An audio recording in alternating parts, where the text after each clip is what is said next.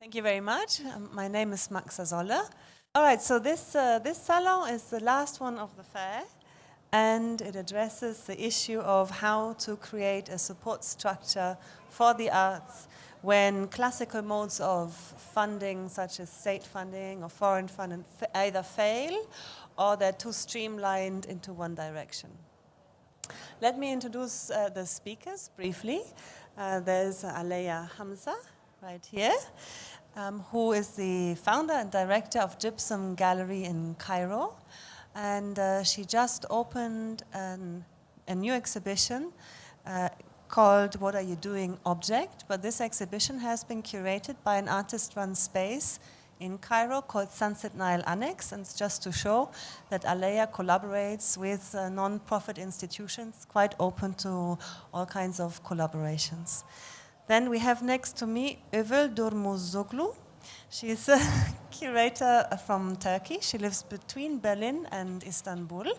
And she just opened a very interesting exhibition in Pristina at the CCA station with the long title, In Search of Radical Incomplete, A Perfect Animal Within. And she will also, this is the news, take over as the artistic director role of the JAMA public screening in Istanbul. Next to me on this side is Khaled Jalanbo, who is the director of the Jalanbo collection. It's a collection that's been started by his parents of Syrian modernist painting, and he's expanding it into other territories, that is conceptual territories and geographical territories. And he's also one of the Middle East ambassadors for the Guggenheim in New York. And then Kathleen Tamar is from Hungary. She's a lecturer there for art history and art theory, and she's a curator at the Ludwig Museum in Budapest. Everybody will introduce themselves briefly in a minute. Before we do that, I would like to say a little bit about myself.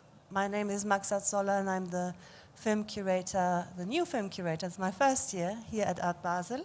But my background is in academia, so I've been teaching experimental film history and theory in London before moving to Cairo 2.5 years ago, basically for love, personal reasons. I married in Cairo. And I cannot hide that I moved with a certain enthusiasm of what I could do in Cairo as a curator, as a lecturer, which got dampened really quick when I realized the complexity of the scene of the country. And what I've been doing now in the last 2 years, just trying to learn the language, linguistically speaking and metaphorically speaking. And the questions we're addressing today are questions that I ask myself more or less on a daily basis, living in Egypt. Just a quick wrap up why this talk. We will talk about briefly, first of all, what is the situation on the ground in the respective contexts.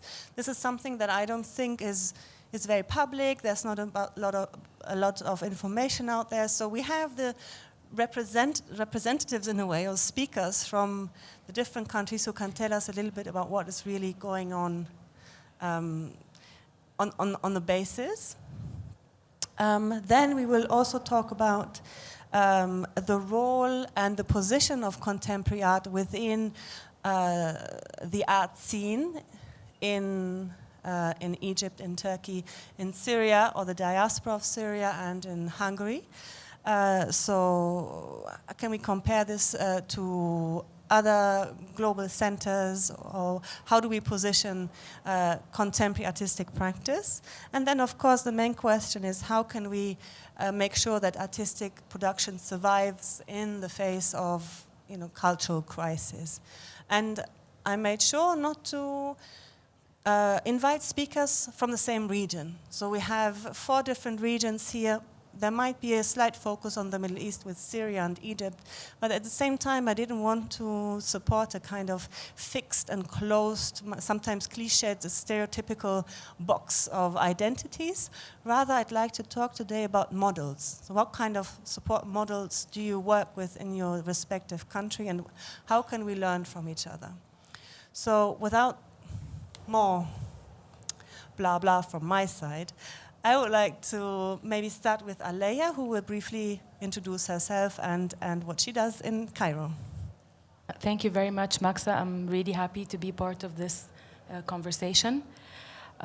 Briefly, I want to talk about my background. I came into the arts by pure chance. I was 23. I graduated from the American University in Cairo with a degree in political science, and I worked for 2 years in a very corporate advertising agency. And I very, very quickly became disillusioned with the corporate world.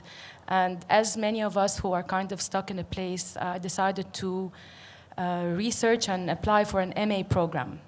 I found a really, really interesting MA program that had a mix between arts and culture, and I got accepted and I went to London.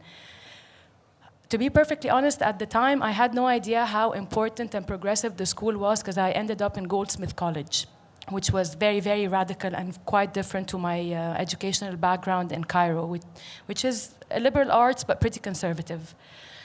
In 2002, I went back to Cairo, and it was a very, very interesting moment because I was really at the right time, at the right place. There was the so-called independent scene was on the rise. So I worked for a couple of years teaching at the American University in Cairo contemporary art. Then I worked as a curator at the Townhouse Gallery in Cairo, which was at the forefront of the nonprofit and independent art scene. From there, I moved to CIC, worked for 3 years. Then I worked as an independent curator, and then 2011, Revolution. I think this was a time when a lot of us kind of stopped. It was a pause, and everyone started asking themselves many, many different types of questions, and where do I go from there?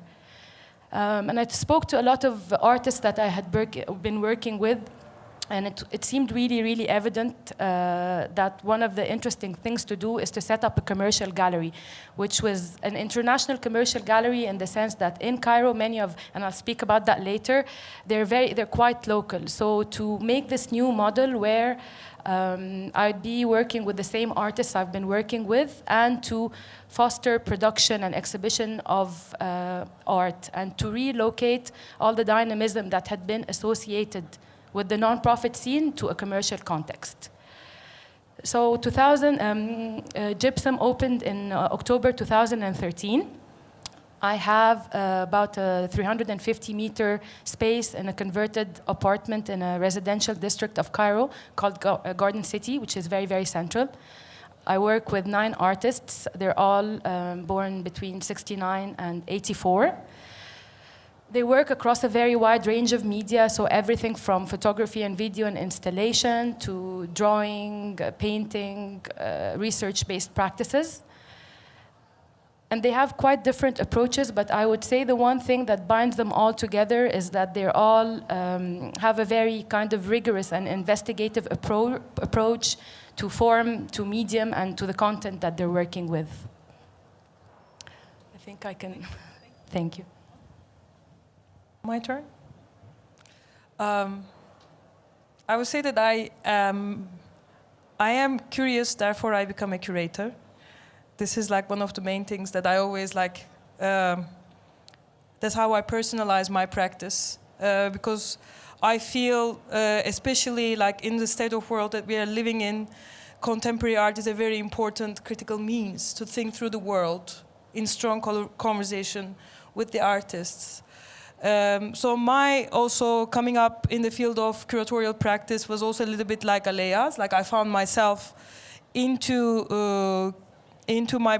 different projects that I thought that I just like initiated with personal initiative, and it followed each other because of the eagerness of the scene in Istanbul.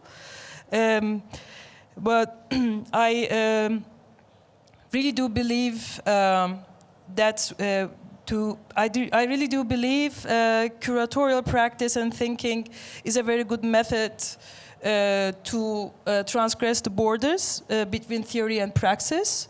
And that's how I also chose to experiment on my curatorial methods, working and collaborating with different institutions and models alongside my personal projects as well.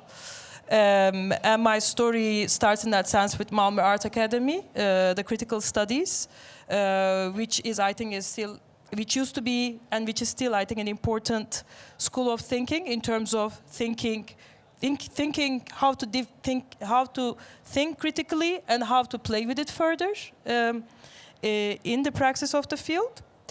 I would say that in 2003, with the Gezi uprising in Istanbul, lots of questionings that we experienced also ourselves, and that also changed a lot thinking about my practice, where I start to see how the publics change their own definition of themselves by creating different communities and interacting, and obviously like changing the meaning of the public space in Istanbul, which is always in Turkey, which is a very contested topic, because the public means like state, like that's the root of the word that we are using, and this is we still don't know where people start and where state end. That's a little bit a big dilemma in Turkey all the time. So I think it's a period where we are now thinking like how to respond like to the changing publics in our exhibitions, in our institutions, and of course in different models beyond that, where the background is a lot into private funding, and that's how it has always been in Turkey, which I think we'll describe a little bit like more into. But yeah, I mean, as a curator, I think what I find very important is like to cross the contexts and to allow myself to be touched by the context that I'm working in, and really bringing different amalgamations together where I'm invited. I'm invited to work with the tough context, I think also like Pristina, or I also do Sofia Contemporary alongside working in Documenta. So yeah, that's how it is. I believe in seeing, traveling, and curating, and really developing a world opinion through the exhibitions and texts we are working on as curators today. So, very nice, thank you, Khaled. Before Khaled starts, Jessica, could you maybe pull the curtain a little bit more? Feng Shui-wise, the energy goes out that way. Khaled, please. So my involvement in the art world started when I began helping my parents organize their art collection. A bit of context about the collection. My parents started it in the 1980s when they left Syria to the UK. And for them, collecting art was just one way to stay connected to their cultural heritage. And they wanted us as the kids to grow up around things like that, even though we had left our home country. Over time, the collection grew in scale and in scope, and they started collecting more of the Arab modernists. And as it grew in scale and scope, my curiosity grew more and more. So as one does, I started doing basic Google searches on Aleya, a Syrian modernist that my father used to talk to me about all the time. And I would find that after 5 minutes or 10 minutes, there was really nothing available online. So he would talk to me more and more over time about how he wanted to publish some sort of book or create something kind of in memory of the artists and of the collection. And then fast forward kind of to 2013, I was at graduate school at Columbia University, and it kind of coincided with two events, if you want to say. One was, it was kind of the peak of the cultural destruction in Syria. And also the university had just hired a man named Roberto Ferrari, who had overseen the digitization project of the MoMA's art collection to do the same for the universities. So at that point, I thought that the space that was really needed filling was less kind of to create a book, but more to help create or generate more quality content available online. If the stories and the importance of these artists from my father's generation was going to be passed down to ours. So at that point we decided to work on this digital project where we documented the work in the collection. We created a website, some social accounts around it, and yeah, just kind of to try and tell the story in a way that's the collection remains private, but it's also publicly accessible, and anyone with an internet connection can read or learn about artists from the region.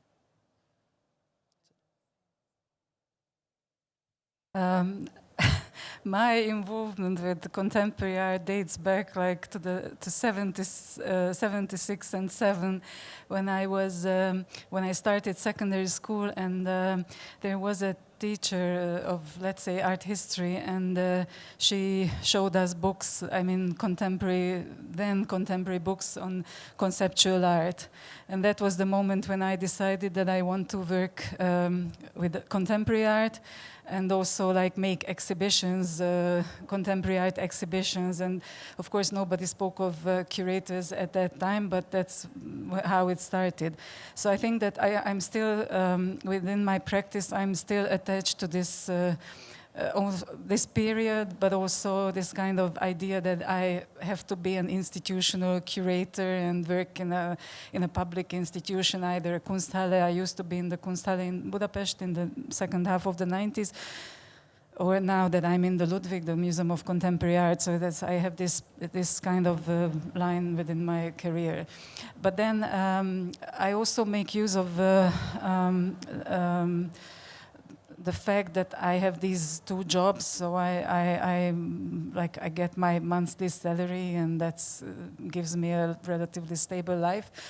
I'm always involved with projects that are very low-key, self-financed, or where there is no money, basically. And last year I made a project with there is an association of young artists, and that's an important organization in Budapest.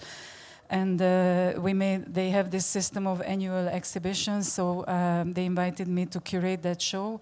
And since there is this crisis, this really deep political crisis in Hungary now, I decided with the participants to make a self-organized project out of this. So I withdrew myself as a curator, and there were 70 participants, so anybody could participate who wanted to, and there was absolutely no money involved. We couldn't get funding for that. So I think that I try to live this double life, using, as I said, my stable life to be able to work on projects that I believe in or I think important, but where there is no funding. And one such project, and I think that's also important to mention, that I think that some of the ideas that we have now in contemporary art, at least in Budapest, come from other sort of activist groups. Like we had a very, very important students occupying the university at the end of 2012, beginning of 2013. And so we try to adopt many of the methods they work together, and how they take decisions, and how they operated, and still the group still exists. And then there is such a group of a very small group of intellectuals, mostly sociologists and economists. But then I became part of this group 2 years ago, and it's called. I can't translate it. It sounds very stupid, but it's an important self-organized group, and we do research, and we try to do research, understand this post-socialist condition that we live in, this specificity of our capitalism in Eastern Europe. So it's not only in Hungary, but in Eastern Europe we try to look at, and that's also very important for me, to be among like a different generation who have a different vision of different experiences, different vision of what's going on. Can you just say the name of the group, so just that we hear it once? It's called Helyzet Műhely, and it's something like helyzet is situation and műhely is maybe studio, but it sounds very bizarre in English. Helyzet Műhely, Hungarian. Great. I see time is moving on quickly. I wanted to talk obviously about the state of the art, so to say, now, and about the specificities of each individual territory or region. But before we do that, of course, we have to talk a little bit about the past, because the now cannot be explained without at least briefly mentioning how we got there. And we have 4 very different concepts. We have Hungarian used to be socialist, and then, of course, a little bit like 1989, of course, is the cutoff point here, but Egypt also moved into a neoliberal space very forcefully in the 70s. And then Turkey is the famous, special Turkish model. and with Khaled, it's a very complicated situation, because you live in the diaspora now.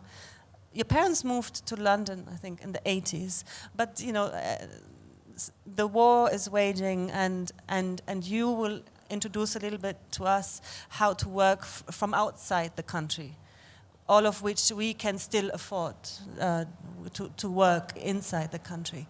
So maybe, Kathleen, could you just expand on the post-socialist, given that you're very interested in that and you're part of this research group, could you briefly say what happened in Hungary since 1989, just like the basic paradigmatic political shifts and how it affected the support structure for the arts? So before '89, the system, the cultural system, was fully financed by the state, by the government, whatever the party, and there was, at least in Hungary, there was a very heavy censorship in every field of the arts. That's also important to note. And but I think that basically, and we've been talking a lot about that the funding system changed, but I think that most of the institutional structure, or the way individual institutions, but the whole institutional system functions, that system hasn't really changed. I mean, fundamentally or structurally. And right after the changes, I think it was in '92, that a body was created called National Cultural Fund, which was actually the people who created that. They had the Arts Council, the British Arts Council in mind. They wanted to create something similar, and what was very important, and I think this was an extremely important model that doesn't work anymore in the same way, but we had a tax on let's say, like cultural products, but sort of popular cultural products like video cassettes or videotapes or pornography or whatever, and it was a 1% tax, and this fund got the money automatically, so the governments or the parliament couldn't interfere with that funding, and this was independent, and I think that was a very good system. And the money by the second half of the 90s, it really raised, so it was an important sum. But then the government, actually the same government that we have now, which was in power between '89 and 2002, they cut the budget, so they made a law, and then 50% of the budget of this fund went to the Ministry of Culture. So it was decided, I mean, on unclear circumstances where this money went. And since the situation has been changing, I'm not going to details about every government, but it's also the ministry interfered more and more with who can become member of the board of in each area. So it's a little bit like the same institution as the ministry now, and there's very little difference. And then there is another important element, this sort of foreign funding, like the Soros Foundation. I'm sure you all know George Soros, and he came to Hungary around the time of the changes and created also like research institute for history, but also a foundation that spread in all Eastern Europe. And in the 90s, that meant that was an important funding, but again, that came from outside in a way, so it was not locally organized, or the money came from the outside. And then Soros moved out when he said that this idea of the open society now is realized. So he basically moved out from culture, not only in Hungary but in Eastern Europe. And now there is basically, like at least in Central Europe, the Transit, which is an initiative of the Erste Bank in Austria. And that's an important or sort of organization for funding mostly visual arts, actually. But so it's like there is no sort of independent local source for the arts, and that's really missing. When did it change from the independent funding to the ministry? When was that? The first big move was 98. 98. And Soros moved out when? Oh, it's hard to tell. Around? I think a bit later, like early 2000s, I would say. But let's say around 2000 there was a real change and a real critical one with independent bodies disappearing mainly. And the Erste Bank, of course, now is a corporate model. I mean, that's a... Yeah, but also it's relatively small compared to Soros or whatever culture would need. It's relatively small. What about Egypt? Any parallels to this? They seem to be going a bit in opposite directions. So just to give a brief timeline, in the from the 50s until the 70s, to a large, the state was completely in control of all artistic and cultural production. So any artist who wanted to practice had to go through the government apparatus. So they had the 3 art schools. In Cairo, they had the 3 art schools, their palaces of art, their big exhibitions, and so on and so forth. The type of art that they tried to promote was the art that articulated a more nationalist identity, and this was kind of the trend at the time. In the 70s, there was a major shift that happened politically because when President Anwar Sadat came to power, and there was a shift from a socialist direction towards neoliberal policies and towards privatization. So at the time, there was many private initiatives that opened in the form of commercial galleries. Local private commercial galleries were working, and this gave a platform to the artists who were working in the public sector to show their work and to actually sell their work to the public. The next major shift that happened, I would say, in the late 90s, but was really, really consolidated in the last decade up until 2010 and continues until 2015, where you have the rise of the so-called independent scene, and the funding that comes for the independent scene is mainly foreign funding. So you had organizations like the Ford Foundation, which came in with a lot of money that gave grants to institutions to work at, which had the legal status of NGOs. I think this really, really propped up the art scene for more than a decade, and also propped up even the art scene in other cities in the Middle East. So you had institutions like the Townhouse Gallery, which became a major hub for artists who don't really want to work within the parameters of the state, doing more progressive art. And I think it was a really, really interesting decade. And many of the artists that we know today, artists like Wael Shawi and so on, were part of this generation. There's many other like small non-profit spaces that also were working in parallel. And then I think I'd like to maybe, but that's more or less a quick timeline. So just quickly, the scene until 2000 and until now, actually, there's this kind of polarization that's happening. You have the state run fine art sector and what they're doing, and then you have the independent art scene with kind of very, very minimal overlap. Great, thank you, Aleya. Khaled, do you see overlaps there to the situation in the Middle East in general? Yeah, I think it's difficult to talk about how we got to where we are now in the context of the Middle East in general, just because it's very heterogeneous by nature. So if you would say in the 20th century, there were really 4 main kind of art centers, which were Beirut, Damascus, Baghdad, and Cairo. I think each market or each art center had its own very local collector base, traditional kind of collectors. You could count them on both hands probably, and then you had very strong artists, but it was very vibrant, but it wasn't a big kind of art structure. And then really I think the turning point came in mid-2000s, and in the Gulf you had kind of the arrival of the auction houses, Christie's, etc.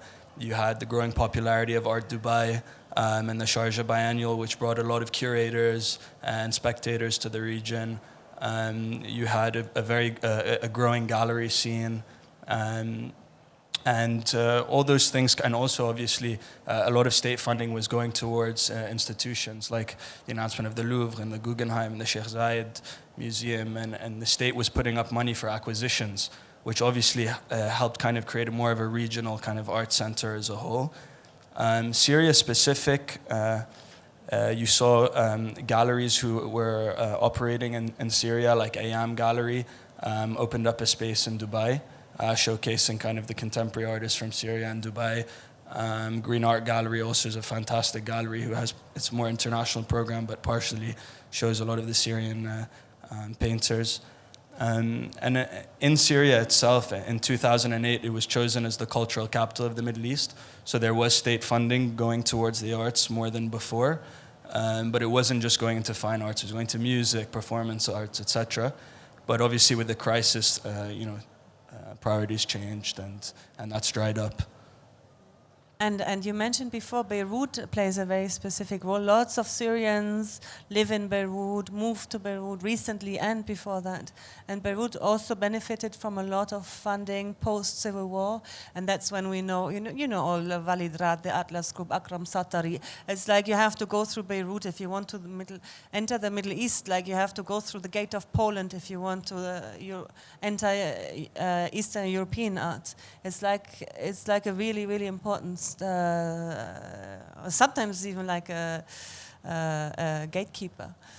Can you say just briefly a little bit what happened in Beirut? I think Beirut has, even though the state funding obviously isn't of the level of the Gulf, it has a very strong culture of patronage. It has strong non-for-profits, more than the other countries in the Levant, or let's say the Maghreb, which don't have the state funding. You have currently the revival of the Sursat Museum being led by someone brilliant, Noura Razian, who's doing a great job. You have the Aishti Foundation, which is another kind of private collection, opening a museum there. So there is much more of kind of like an art structure or support system for the artists who are there. Also, it is kind of more liberal, so it is a place where artists and thinkers tend to go in the region and express themselves. And at the moment, the art that's coming out, or the more contemporary artists, are doing much more research and archival-based art, and experimenting with new mediums, which are things that are allowing them kind of to progress, while maybe in other countries, either the academic system or whatever is still a bit more traditional and painterly, etc. So, and of course, homeworks, for example, has become a real hub for Middle East, a little bit like the Istanbul Biennial, which, as you mentioned before, really hit the scene around 2005, 2007. So could you say a little bit more about what led up to this, to the kind of Istanbul, Turkey entering the international global art scene? Yeah, of course. First of all, I think it's always important to say that the Turkish art scene, or in general, Turkish intellectual scene, has been a Western-looking scene. So there has been many artists also in the past who were sent directly to Paris, to study with certain academies and certain professors, and coming back and bringing those ideas. So there was this connection. Or also in the Turkish, new Turkish states by then, understanding of progressivity was very much connected with that. I think 80s is a really very important breaking point in Turkey, and the military intervention that was in 1980, which erased a big cultural and intellectual scene in Turkey by then.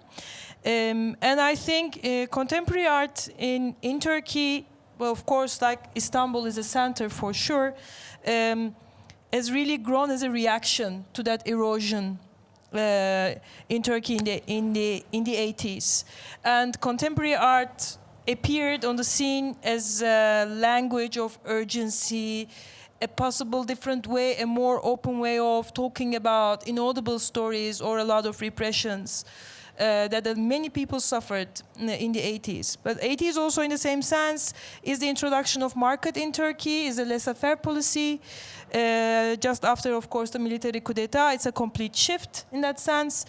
And then contemporary art also in that sense, moving very much towards private funding. We never had state funding, or also like most of the people in that cultural scene after military coup d'etat, and a state still obviously being run by military in the background, in the shadow, nobody really wanted to collaborate with state. So private funding came as a savior at that point, and big philanthropist families, starting with Eczacıbaşı family, who is the founder of Istanbul Arts and Culture Foundation, that started the biennial, which started as an art festival. They came into scene. So the first international art event in that scene in Istanbul appeared in the form of a festival in '87. It was the initiation of this private family, Eczacıbaşı family, and it turned into biennial or like turned towards phase from a more research-based, critical language, different models of exhibiting in 1993. Also, that's also the arrival of the curators in Turkey to make things. The name that everybody knows is Vasıf Kortun, and he's also the curator of this famous biennial that changed a lot of things in Turkey in '93 as well. So this is like a kind of shift. He also made the first sort of curated show in the way we understand today in '91 when he first arrived in Istanbul as well. So this is kind of when things started to change. But of course, the real popularity, indeed, that hit the ground was in 2005 and 2007. And then that also attracted not only international attention, but also a lot of different workers, a lot of different young people, writers, artists or curators like to work in the scene with different perspectives. So that's kind of also my arrival in that sense with a generation of my friends like Adnan and Borga. We were all together in 2007 in the Nightcomers program, how Hanru brought us together to make these public screening programs in different parts of Istanbul for his biennial. And in the state, watching from behind, I mean, generally when people, even looking at Istanbul Biennial today, they think like there's really big support like from outside, but from the state, but it still like works on private philanthropy system, and then also there's a sponsorship mechanism, and of course, as you can imagine, lots of European cultural funding bodies being involved, either through the councils or like through the embassies, or like big funding bodies like European Culture Foundation. So. No, I had no idea that there's no state funding in Turkey. No. I didn't know that. No, I mean, but of course, I really have to say that this was a reaction. Nobody really wanted to work on it and developed on it because nobody wanted to be involved with that state. And the people, the initiators of the contemporary scene in Turkey, they really wanted to go for a different political language that can differentiate the cultural scene in an opposite direction of like the monolithic military or this kind of neoliberal policies, but like it's kind of guided by the army in the behind kind of situation. So. Did you receive Ford Foundation money at one point? I think when platform was founded, I think they were receiving some funding from Ford and Center Foundation. But yeah, they were also mainly, for example, 2001 is the opening of Platform Art Platform Contemporary Art Center, which is a very important part of my education as a curator. Like I grew up working for Istanbul Biennial and going to the talks at Platform Contemporary Art Center. And this was really happening also through Ford Foundation and Center Foundation was partly there, but not very visible in a case like that it is in Cairo, for example. So I would say Beirut and Egypt have the most pronounced, that you can see the effect of Ford Foundation very pronounced. Hungary did not have any Ford Foundation. Beirut, I think it was also earlier, but Beirut has a very different model. It's a really interesting model. Always different models. What do you find interesting about Maxa? Well, they created something really interesting because they don't have a state. So lots of they have private patronage and corporate sponsorships, if I'm not mistaken, but mainly private patronage, where you have many individuals who live in Beirut are giving large sums and smaller sums to form big organizations like Ashkal Alwan or like Beirut Art Center. So this is very, very different to, for example, from Cairo. And I think Khaled exactly also knows a bit about said. that. I think they have a very strong culture of patronage. NGOs like Ashkal Alwan, and like I said earlier, some like the IHT Foundation is now opening a museum that was all private money. There's Dr. Ramzi Dalloul, who has a fantastic collection with plans to build a museum of Arab art in Beirut. You have, a lot of the younger generation is also very active. I know there's a young girl who's opening a Beirut art residency, which is going to be, one of the first of its kind. Ashkal Alwan also has an art residency, but this is, predominantly only an art residency. So there is a very strong culture of getting behind these NGOs, building private collections, building private museums, supporting scholarships and academic institutions for the arts. And you really see that's paid dividends now when you compare kind of where they are in the Levant compared to other countries who have been in similar situations without much state funding. And they're also just one last thing. They're very transparent about it. So when you walk into Ashkal Alwan, there's like a huge wall and it says they have like different blocks, which family gave what, and it's quite it's interesting. I mean, one could argue, of course, that from a classical model, there is no regulation by the state.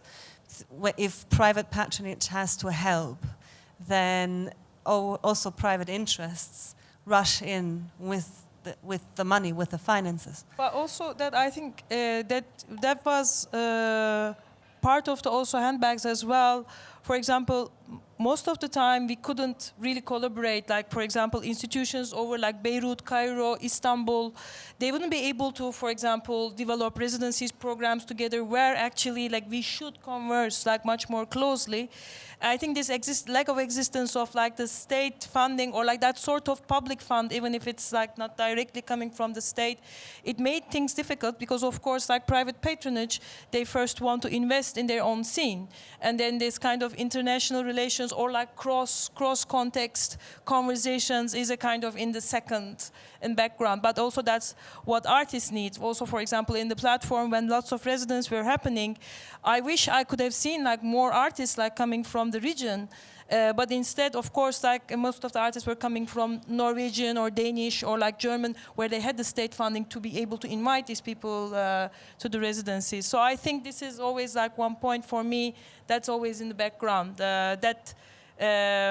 One of the handbags why the relationships couldn't become much more tighter. I mean, there is a good relationship, but it could have been much more closer, I feel. I also think it's important to add, I know the subject is art in crisis, and of course in Syria there's a crisis, but it's important as well not to kind of romanticize the situation. I mean, in the 20th century in Syria, it's not that we had a very sophisticated, art kind of structure, and there was a lot of patronage, and there was a lot of academic institution pushing artists. And one thing that might be, if you want to call it a blessing in disguise, hopefully later one day we'll reap the rewards, is that with this diaspora, where, you know, artists are getting visas to go abroad and maybe, you know, get exposed to different ways of thinking about art or producing art or whatever, but still sticking to, you know, the heritage of their country. It's also, it could be something that's beneficial. So it's important as well for this generation, my generation, to see patronage as not something as a charity, because often I feel in the Middle East they look at, you know, like putting money behind the arts as a charitable act. It's not, because these artists are discussing a lot of social issues that maybe a lot of people can't speak about or don't have the ability or the courage or whatever to discuss. So that's a very important mental kind of block that we need to try and move past, and a cultural thing we need to develop if we really want to, because there's so much potential and there's fantastic artists, but you can't have an art scene that's going to, you know, continue to propel if you don't have the support for it that's necessary. When you speak of support, and Aleya was saying in Beirut, it's very visible how the support structures, the private support structures function. There's an opposite example in your off biennale, which was sponsored, but nobody wanted to have their name or logo anywhere on the wall. Yeah, that's what I wanted to say about patronage. That, of course, many of you could ask me or us, like, why don't we get private sponsorship or patronage for what we do? And actually, it's very complicated, or it's not that complicated, but it's a very different situation, because even today or these days, the state is the biggest sort of buyer or commissioner for the private economy, or like industries or small businesses, so many companies, bigger or smaller or even international corporate companies, they wouldn't give support for let's say critical cultural projects, because and having their names or logos as a sponsor there, because then they are scared of losing the state's commissions, or like road constructions, or even like suppliers of like, I don't know, like World Cup of swimming, something like that will take place very soon in Budapest. So it's we had this off biennial at the end of April and in May, which was a reaction to this current government, which has been in power for 5 years in a way. Ways of dealing with culture, not just financially but also content-wise, yeah, so we could get a few 10,000 euros, or I think it wasn't like that much, like less than 50,000 euros for like as private donations or sponsorship, but nobody wanted their name to appear in any of the websites or leaflets, whatever, because of that, like the scare of the government's repercussions. Anyone would like to respond to that? Aleya, you are engaged in seeking private modes of sponsorship, patronage in Egypt, in Cairo at the moment, as a result of the new legislation. Could you maybe talk about that? Yeah, sure. And also I just wanted to touch upon a bit what Khaled mentioned earlier, which I think is really, really interesting, is this idea of redefining patronage. It would be great just to cultivate a sense of responsibility from the community, that they have to, that for them to give back, and it's not charity at all, and it's a mode of participation. And I think this is really, really key. And I think now is also just coming back to what you were talking, that it's another kind of moment where there may be another paradigm shift happening, because over the last year there was a change in the legislation laws. So all of the non-profit organizations that were receiving foreign funding, they were registered as NGOs outside of Egypt, but since the new legislation, they have to be registered inside Egypt, and all the foreign funding has to go through the Ministry of Social Affairs, which regulates it it has very tough regulations, because they want to crack down mainly on human rights, less culture. So as a result, there was a number of institutions that couldn't survive because they were relying on the foreign funding. But at the same time, I think this may be also a very important moment to think about alternative models for production of art and to take this opportunity. So one very, very interesting model is Nile Sunset Annex, which is an artist-run space that started out in 2013, and they're operating in one room in their apartment. And they're making monthly shows. They go a very, very long way on a very, very small budget. And they have made really, really amazing productions and really, really amazing exhibitions and publications. So it shows that you don't really have to get huge funds, and it can go a long way. So just to maybe think about that, but also to think of the other side, which is think of larger projects which are based on private individuals who give chunks of money that can be invested or that can be used to create residencies or workshops or exhibitions and whatnot. So I think the whole spectrum it would be great if that happens, and I think it really can. There's the money for sure. Do you see Beirut a bit as a model for that? I think I wouldn't say Beirut is the model, because I think Cairo is different. But I think if you have the state providing funding, and you have the private galleries, and you have foreign funding and local funding and corporate sponsors and self-financed projects, there's so much you can do. Yeah, I also think, just to add, that it's important that we question a bit the traditional modes of kind of raising money for things, because in some countries you find that often they go to the usual suspects to fund for NGO projects, etc. But we can kind of also come up to date and start using like crowdfunding and these types of things, where it's not so much only about getting $20 here, $20 there from students or who want to feel the sense of being a part of the moving their culture forward, but also it's a sense of responsibility that you create within like a new generation that you're trying to foster of patrons. So also kind of questioning, because it's easy sometimes to criticize the state and say that the state's not doing enough and this and that, but each country, region, etc. has its unique, more pressing needs or whatever. So it's also important to also try and move kind of as the art community per se, try and think of new ways to kind of raise funds and foster this new generation to continue to be able to raise more and do more. I have a note here for you, but before I come to you, Övül, when we had a little get-together before the talk, you had a different opinion on the self-initiatives, because you were saying, well, the state can't dump their responsibility on us, call it austerity, they're creating the trouble, and then they call it austerity, and we have to fix the problem, which is clearly there as an issue. But I wonder also, thinking through Chantal Mouffe, someone who you really admire as a theorist, don't you think, Kathleen, that maybe the responsibility in supporting culture also translate into a more participatory demand of the people towards what we call democracy, towards our governments, which then would change that government? It's an interesting question.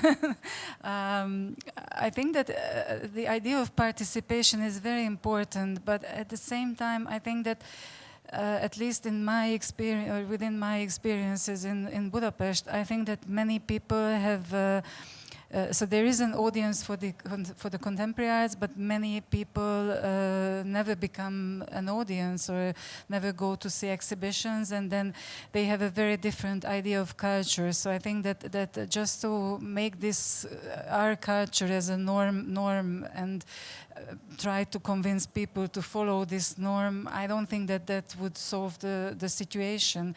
But for instance, what we did with my exhibition, with this association, and also partly this off-biennial, is we found, because we didn't have spaces, and we found not only cafes, because that's sort of the obvious thing, but small shops. Like one of the artists found in my exhibition a shop that produces these spare parts for I don't know what, I don't even understand. And they had a shop window, and then the artist convinced the owner that to exhibit a small installation in the shop window, and they really asked us, like, when will you bring the next one? Like, we're really happy that we have something in the shop window, and that really worked well with what they sell actually anyway. And so I think that if we speak of new formats of funding, that's also a way of reaching different people and making them involved in their own ways, or not just exposing our ways, but how they can be involved. And they really like some of these shops that they really liked and would have liked to continue. And you don't engage them financially, but just through participating in their daily life. But Övül, your model in Turkey, again, you were saying that there now is actually a lack of the smaller independent spaces, that the personal sponsorship has grown so much that they're becoming blockbusters. We have big patronage at the moment. I think with 2011, with all the movement and also support of the collectors, Saha organization, calling themselves a Saha Association, is funded with the help of like 20 independent collectors. They are pulling in funding for the international visibility of contemporary art in Turkey, outside Turkey, but also they are supporting organizations like Istanbul Biennial. For example, in 2012, for the 13th Documenta, two artists from Turkey participating, they were able to get a lot of support for their production and for their publication, which is something very big and very new. But at the same time, it is a lot of responsibility on one association trying to do something, and it has to diversify. Of course, I would say that the private galleries booming, this kind of boom that was kind of projected on Istanbul, as you may know, like in practice, it's always a bit different, like what you see from outside. There's a projection of boom in Istanbul, but inside, of course, the infrastructure is completely different. And of course, the support of the collectors brought also the explosion in galleries, like independent art initiatives or different organizations, small organizations, turn to be galleries. And that is now coming through. That is another cycle that is closing now, because there's an obvious economic crisis also that we feel very much in Turkey, and also because of the bad governmental policies, being involved in too many dangerous human lives. Sorry, not danger, in a way very dangerous with human lives. And I mean, I'm very, of course, also in the relation of the policies with Syria, I'm very critical of the government's policy. That's why I'm trying to point out. But that brings a different kind of phase in Istanbul in that sense, where we obviously need to diversify this funding that comes from different groups, not only like kind of everybody like asking from one group or one association, but trying to do more with the little. And with the more different groups, like one group supporting, for example, artists like traveling, the other groups supporting maybe independent initiatives like to take more action. Though Saha is also trying to do that at the same time. So this is like currently the situation now, with a big sponsorship question also that we have. This is a big public discussion with the Istanbul Biennial as well, like what kind of, how sponsorships should be involved, what are their visibilities, what are their roles. This is a very current question that has been going on in Istanbul, in the scene since 2009, let's say, yeah. I would like to open to the audience, given that it's almost an hour. Before I do that, just briefly, any one of you, do you have any questions towards each other? Anything that you want to say that you've been burning to say? Because sometimes, you know, you have to introduce people and it takes a long time, and then it's almost, the time is always over before you actually came to say what you want to say. Or is there anything that spontaneously now you learn from each other? Or you, in a positive way or a negative way?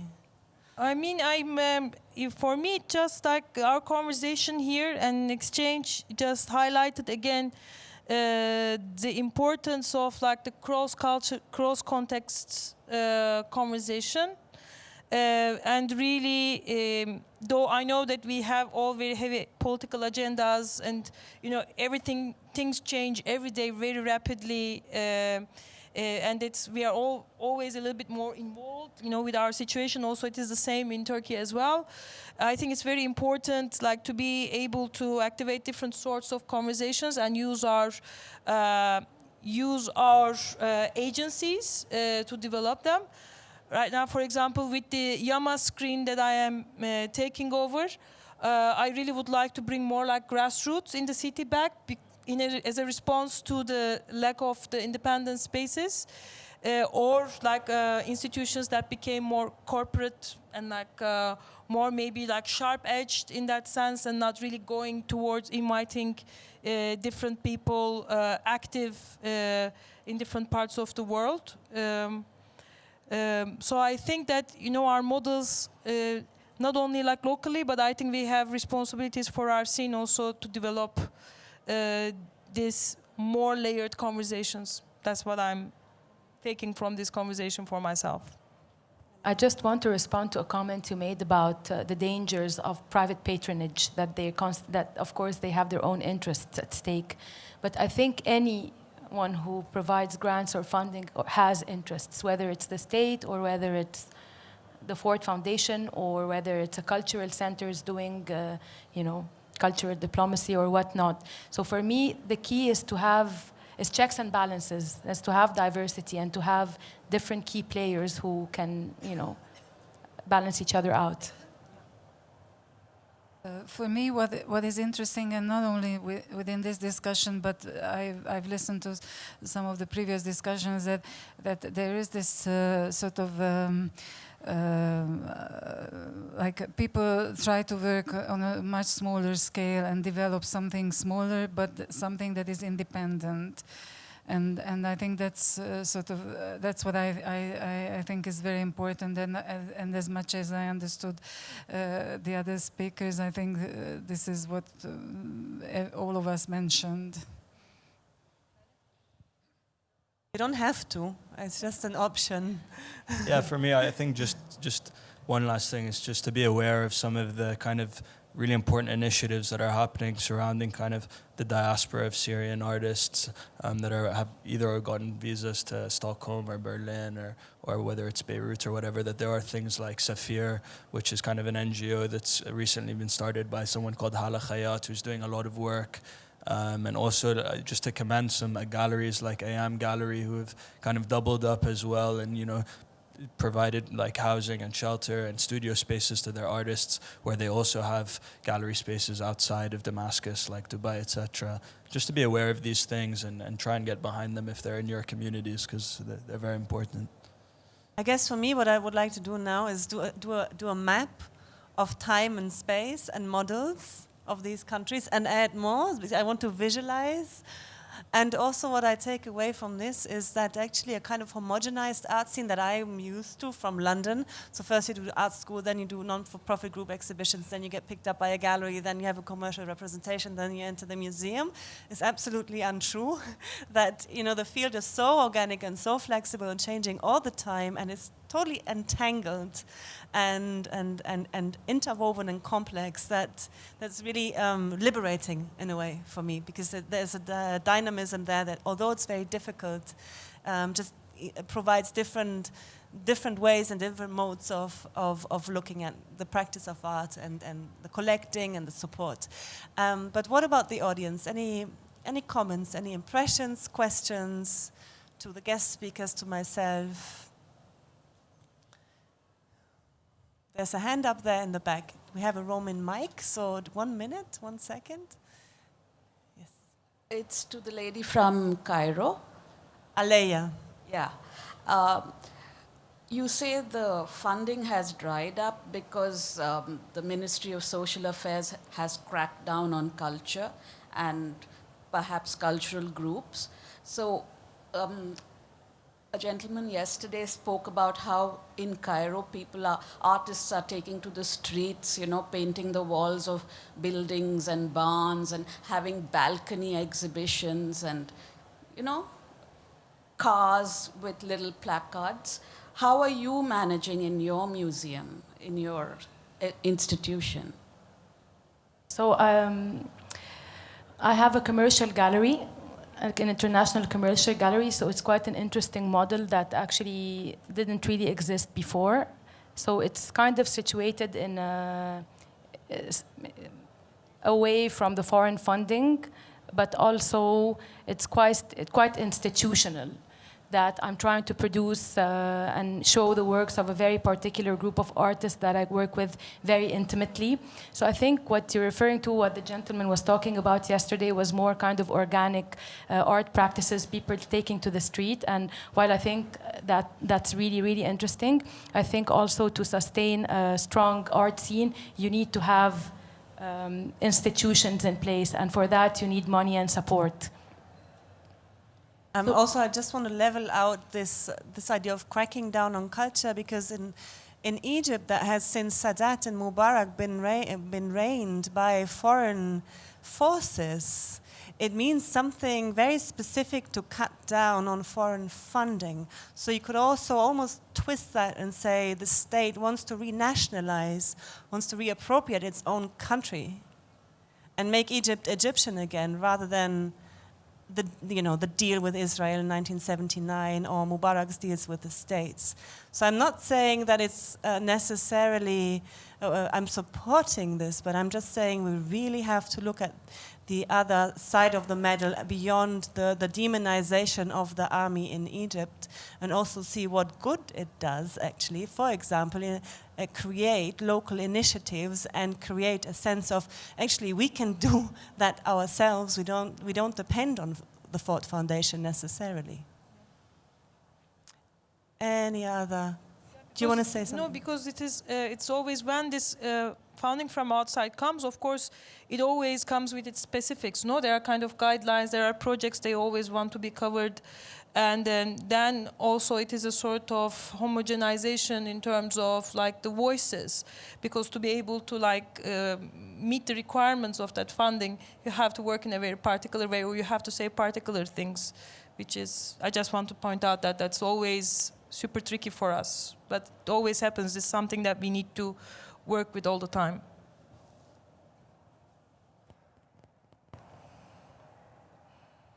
There's a hand here in the second row, and the mic. Oh, did I oversee something? No, okay. The lady in white, yes. Thank you. So I just want to ask Khaled, so your role with the Jalanbo collection is to preserve Syrian art, work of the masters. How do you feel about the emerging art scene, for Syrian emerging art scene? Because at the moment, all the emerging artists, the young ones, Syrian ones are, they're riding this new movement of art. However, I feel like it's a little bit lost because, back home in Syria, you have a place to nurture and grow and be picked up by, local galleries, local collectors. But unfortunately, it's not the case anymore because these artists don't live in Syria. So what do you think about that? Yeah, that's a great question. I think part of, just to answer your first question about the kind of creating the website for the collection, mostly was just, again, because of the digital space, there wasn't much quality content. So if people wanted to learn more about artists who have shaped kind of the art scene in the 20th century or even now, it's just kind of one place where people can go visit and try and learn and improve their knowledge on that, and to also help the artists kind of with their trajectory going forward, so it doesn't immediately get taken out of public view once it goes into a collection. For your second question about where kind of the scene has moved in Syria. I think they're going where they can get visas. I think a lot of the older generation has stayed, like Ilyas Zayat or other very famous kind of Syrian painters later in their life are still in Syria. A lot of the younger guys, even the galleries have moved temporarily. So some galleries which had more presence just outside Damascus, in Dubai or wherever, have just changed their Damascus spaces to studio spaces. A lot of the artists have moved to Stockholm, Berlin. Beirut has become a big hub, Istanbul. I think it's also important not to kind of force the artists to think that they have to react to what's happening just because they're going through a country where there's a crisis. Just because you're Syrian, you can create art about anything that's important to you, or social issue that kind of inspires you, and you saw that in the 20th century. I mean, Shafi Aboud is one of the most important, modernists in Lebanon's history. His abstract paintings are phenomenal. They had nothing to do with what was going on in Lebanon at the time, which was probably one of the most difficult periods in Lebanon's history, politically, religiously, whatever. So I think that's what's going to be interesting, is that you're seeing, maybe in a few years, you're going to see more of this double identity come out of these artists who are now living in Berlin, and maybe in Syria, traditionally it's more of a painterly culture. The Faculty of Fine Arts is taught by painters. Well, now you're even seeing maybe a bit more video art, a bit more street art on YouTube, more documentary art. So it's not all doom and gloom.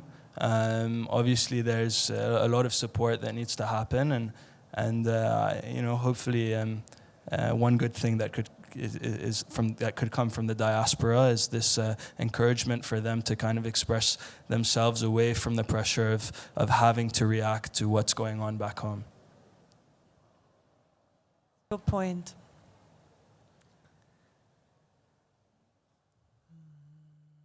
Yusuf, no questions?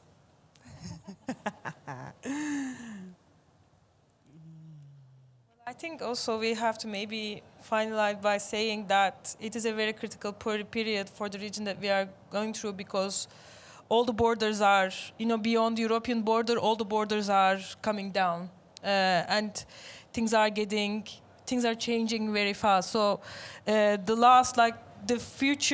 close future of the region will be very critical, as now,